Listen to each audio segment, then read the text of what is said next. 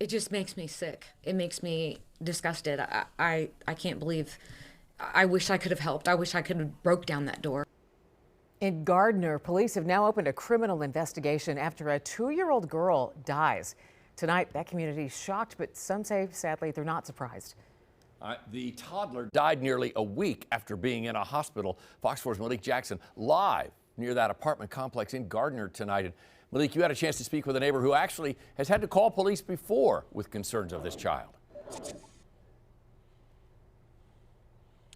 Yeah, these concerns have been there for months. We spoke with Ginny Russolo, who actually lives across from where this child was transported from, and she actually called police about a month ago because she would hear this child cry and cry and cry.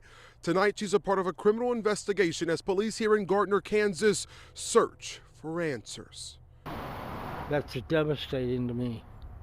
That's awful, and why? I mean, how? Devastating news rocking this Kansas suburb after police here in Gardner say after 6 days in the hospital, a 2-year-old is dead. It was just awful to think that they're not being consoled yet. Like, I would go out and I would hear him crying, and then I would go out later to get more groceries or something, and I would still hear him crying. Jeannie Russolo, who lives in the unit across from where this child was transported from, says for months something has been going on. She'd hear the little girl crying all the time, enough for her to call the police. It scared me, and I felt like something was going on, neglect at the very least. Fox 4 reached out to the police here in Gardner to ask how many times they had been to the unit and if the parents are at the center of the many questions that need answers.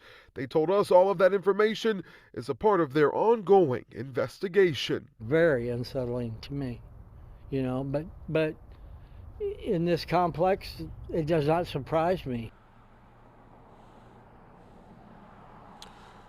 Russolo told Fox 4 that she has been contacted by detectives in the last few days inquiring about all that she witnessed in these last few months. Now the question is, could this have all been prevented?